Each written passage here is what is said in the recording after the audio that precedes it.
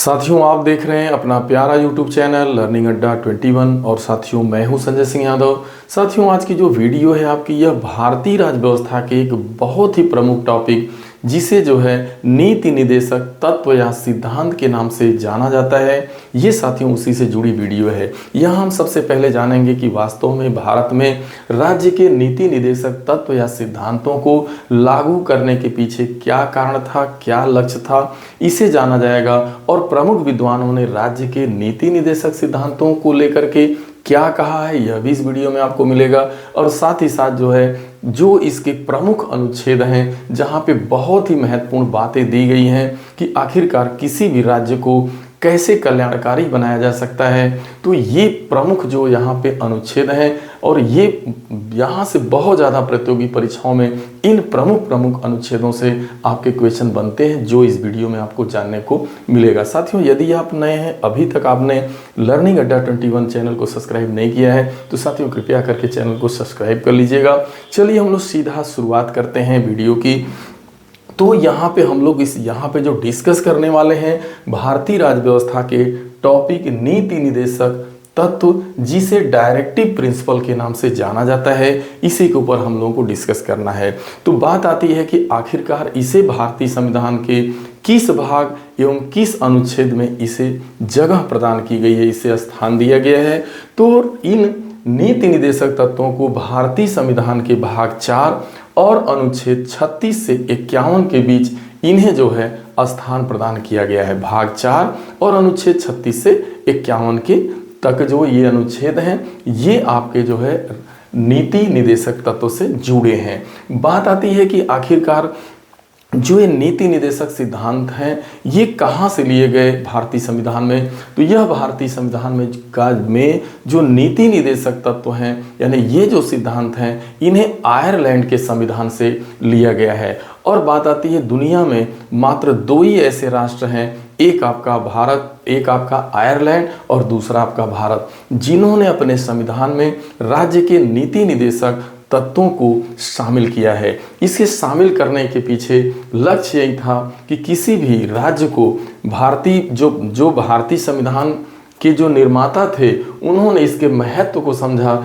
इसकी विशेषताओं को जाना और उन्हें ये समझ में आया कि यदि इन सिद्धांतों का सही से अनुपालन कर लिया जाए तो वास्तव में राष्ट्र को यानी देश को कल्याणकारी बनाया जा सकता है, राम राज्य की कल्पना की जा सकती है। देखिए, भारतीय संविधान में दो ऐसे भाग हैं। एक है आपका नागरिकों का मौलिक अधिकार यानी फंडामेंटल राइट और दूसरा है डायरेक्टिव प्रिंसिपल्स यानी नीति निदेशक तत्व। यदि इन दोनों चीज़ों को सही से कोई राष्ट्र यानी देश लागू करे, यानी जो भारत अपना, यदि इन दोनों चीज़ों को सही से लागू कर दे, सही से अनुपालन हो जाए इसका, तो वास्तव में राम राज्य की कल्पना की जा सकती है। तो इसी उद्देश्य को लेकर के इन नीति निदेशक सिद्धांतों को भारतीय संविधान में शामिल किया गया था। अब बात आती है निर्माताओं का, संविधान निर्माताओं का क्या लक्ष्य था। यही लक्ष्य था कल्याणकारी राज्य की स्थापना करना। अब यहाँ 2, 3, 4 ऐसी प्रमुख चीज़ों को आपको समझना होगा कि क्यों इसे राज्य के नीति निदेशक सिद्धांतों को आखिरकार संविधान निर्माताओं ने संविधान में लेने का काम किया। उसका प्रमुख कारण ये था कि नीति निदेशक जो तत्व हैं हमारे राज्य के सम्मुख कुछ प्रमुख सिद्धांत उपस्थित करते हैं। यानी यहाँ पे इसके अंतर्गत प्रमुख सिद्धांतों की बात होती है कि यदि इसमें दिए गए सिद्धांतों का राज्य सही से अनुपालन करे, राज्य का मतलब देश से है, तो देश यदि सही से अनुपालन करे तो वास्तव में जो है वो कल्याणकारी राज्य की स्थापना की जा सकती है। और जो वहाँ के नागरिक हैं उन नागरिकों को जो भारतीय संविधान के उद्देशिका में यानी भारतीय संविधान की प्रस्तावना में जो बातें कही गई हैं, जहाँ पे बात है 5 प्रकार की स्वतंत्रताओं की बात की गई है, समानता की बात की गई है और आपका जो है समानता के साथ साथ जो है, तो ये सारी चीज़ें यानी आप देखिएगा कि यदि इन सिद्धांतों का अनुपालन किया गया तो जिनके पालन के द्वारा देश के नागरिकों को समानता, स्वतंत्रता एवं न्याय, ये तीनों चीज़ें जो है सुलभ सुलभ यानी स्वतंत्रता न्याय सुलभ कराने का संकल्प व्यक्त किया गया है। और इन आदर्शों को यदि क्रियान्वित किए जाने पर यह पूर्ण होगा।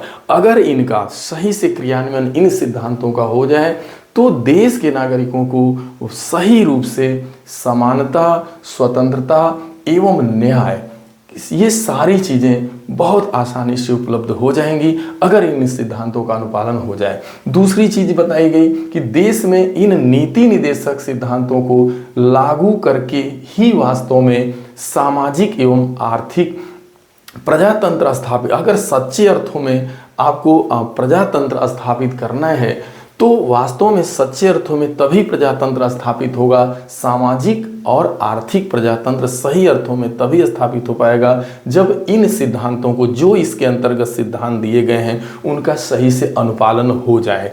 और उसके साथ ही साथ ये बात बोली गई कि जो ये नीति निदेशक सिद्धांत, और सबसे बड़ी बात इस भारतीय संविधान के भाग 4 का अनुच्छेद जो 37 है, इन सिद्धांतों के संबंध में ये कहा जाता है कि जो ये बातें राज्य के नीति निदेशक तत्व या सिद्धांत में दी गई हैं, अब इसे ये बात कहा गया कि इनके अंतर्गत जो भी उपबंध दिए गए हैं, जो भी सिद्धांत दिए गए हैं, इसे न्यायालय द्वारा लागू नहीं कराया जा सकता। यानी ये सैद्धांतिक बातें हैं, ये एक राष्ट्र या देश का कर्तव्य बनता है जब भी कोई नया विधि का निर्माण हो तो इन समस्त जो नीति निदेशक सिद्धांत दिए गए हैं, इन सिद्धांतों का अनुपालन होना चाहिए और राज्य का कर्तव्य बनता है। यानी विधि निर्माण के संबंध में देखिए यहाँ पे लिखा गया अनुच्छेद 37 के अनुसार इन उपबंधों को किसी भी न्यायालय द्वारा लागू नहीं किया, यानी इसे न्यायालय में आप चैलेंज नहीं कर सकते, चुनौती नहीं दे सकते।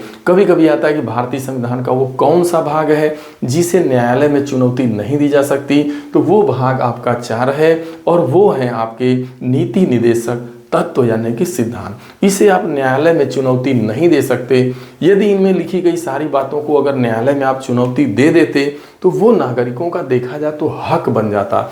लेकिन यह जो है चीजें राज्य पे छोड़ी गई कि राज्य कब किस स्थिति में इसे लागू कर सकता है और नहीं भी कर सकता है। तो आप देख पा रहे हैं फिर भी इसमें दिए गए तत्व देश के शासन में मूलभूत हैं, यानी देश के शासन व्यवस्था में कि ये मूलभूत तत्व माने जाएंगे और विधि निर्माण में इन तत्वों का प्रयोग करना राज्य का कर्तव्य होगा। इसके आगे यह बताया गया कि नीति निदेशक तत्वों को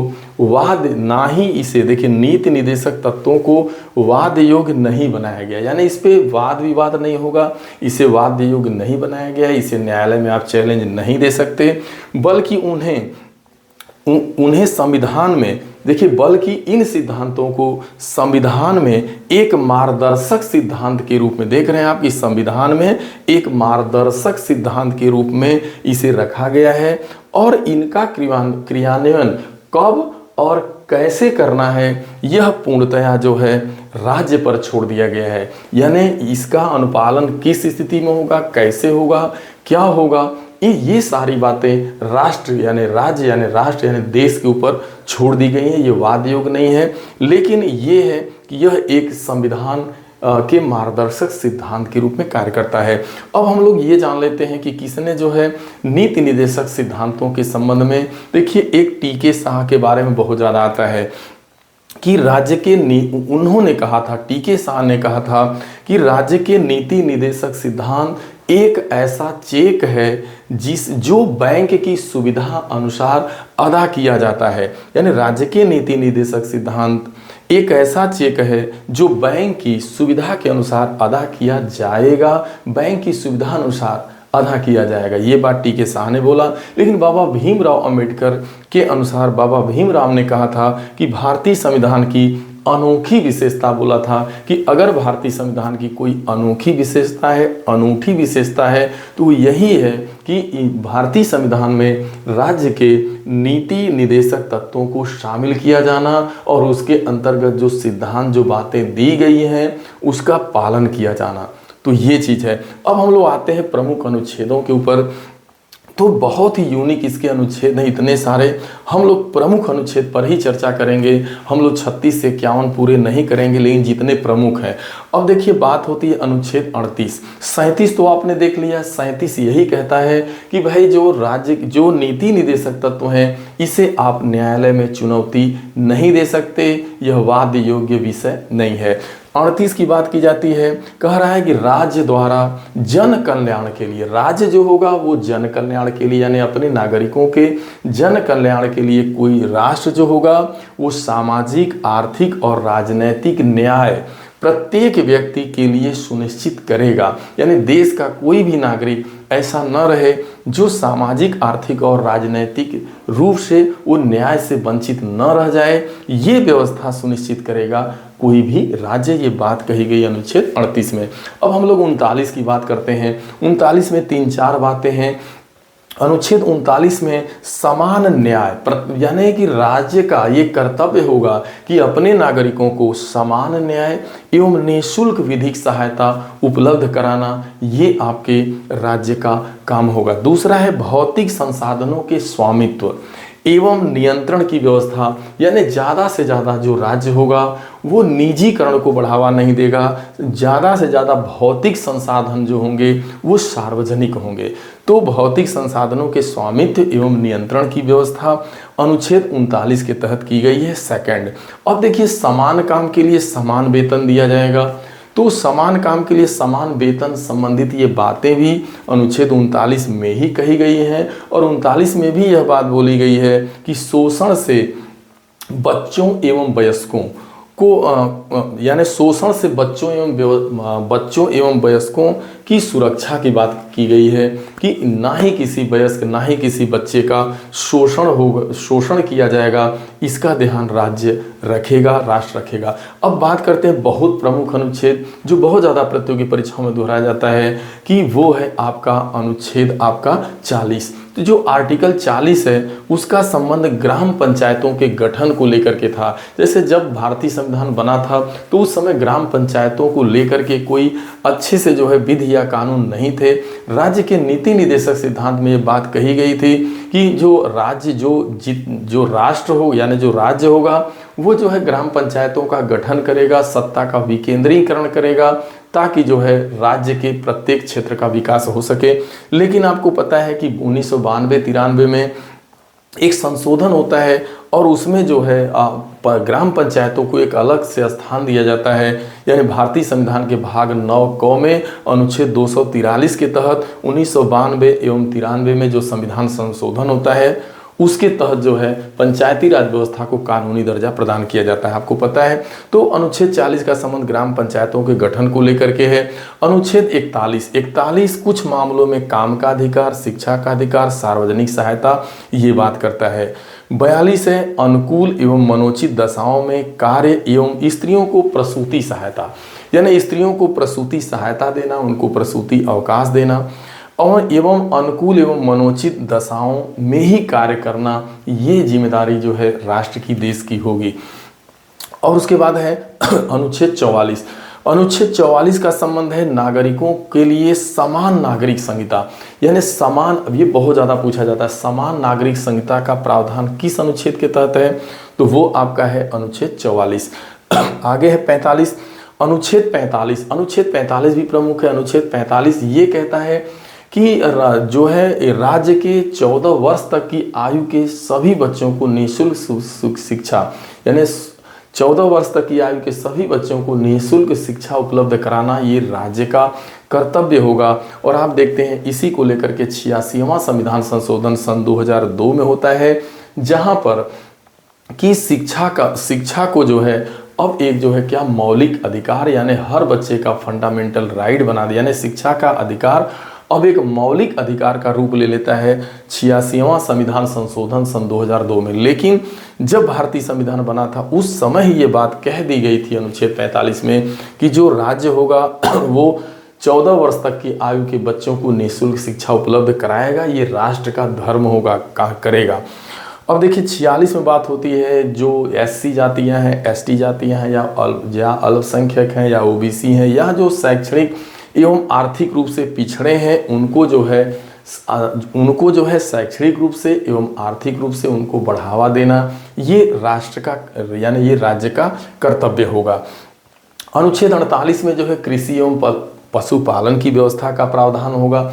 ये कृषि एवं पशुपालन संबंधी जो बातें हैं ये अनुच्छेद 48 में दी गई है। अब अनुच्छेद 48A बहुत ज़्यादा पूछा जाता है। अनुच्छेद 48A का संबंध जो है वो पर्यावरण संरक्षण, संवर्धन एवं वन्य प्राणियों की सुरक्षा एवं संरक्षा को लेकर के है। यानी पर्यावरण संरक्षण एवं संवर्धन के लिए भारतीय संविधान का अनुच्छेद 48A है। अब बात करते हैं अनुच्छेद 49 जो है, यानी आपका जो अनुच्छेद 49 है वो जो स्मारकें हैं या जो राष्ट्रीय महत्व के जो स्थान हैं उनकी सुरक्षा एवं संरक्षा करना, उनका संरक्षण करना, ये जो है राज्य का दायित्व होगा। ये बात जो है अनुच्छेद 49 में कही गई है। यानी स्मारकों, राष्ट्रीय महत्व के स्थानों का संरक्षण एवं संवर्धन करना। अनुच्छेद 50 है, देखिए ये भी ज़्यादा पूछता है कि किस अनुच्छेद के तहत ये बात कही गई है कि जो न्यायपालिका का कार्यपालिका से अलगाव, तो न्यायपालिका का कार्यपालिका से अलगाव अनुच्छेद 50 में कहा गया है। और अनुच्छेद जो 51 है वो अंतर्राष्ट्रीय शांति यानी जो देश होगा, यानी जो राज्य होगा, वो अंतर्राष्ट्रीय शांति एवं सुरक्षा को प्रोत्साहित करेगा। यानी राज्य जो होगा वो अपने नागरिकों के हित के लिए हमेशा जो है अंतर्राष्ट्रीय शांति एवं सुरक्षा को बढ़ावा देगा, उसे प्रोत्साहित करेगा। तो ये रहा आपका अनुच्छेद 36 से 51 तक जो प्रमुख अनुच्छेद थे। खास करके आप देखिएगा अनुच्छेद 39, उसके बाद 40, उसके बाद आपका 44 समान नागरिक संहिता को लेकर के, कृषि पशुपालन को लेकर के, पर्यावरण संरक्षण को लेकर के, अंतर्राष्ट्रीय शांति एवं सुरक्षा प्रोत्साहन को लेकर के, ये सारे जो प्रमुख आर्टिकल थे आपके, इनके ऊपर हम लोगों ने डिस्कस किया। साथियों यदि ये वीडियो अच्छा लगे तो आप अपने लोगों के बीच जरूर शेयर करिएगा। साथियों अपना कमेंट जरूर दीजिएगा कि ये वीडियो कैसा लगा। यदि आपका कमेंट आता है तो हमें एक प्रोत्साहन मिलता है और हमें पुनः वीडियो बनाने के लिए एक जो है आप एनर्जी मिलती है कि हम किस तरीके की क्या वीडियो बना पाएँ। साथियों यदि आप नए हैं, अभी तक आपने लर्निंग अड्डा 21 चैनल को सब्सक्राइब नहीं किया है साथियों, तो कृपया करके चैनल को सब्सक्राइब कर लीजिएगा, अपना लाइक कमेंट साथियों दीजिएगा। मिलते हैं अगली वीडियो में, तब तक के लिए आप सभी को ढेर सारी शुभकामनाएं। Thank you so much.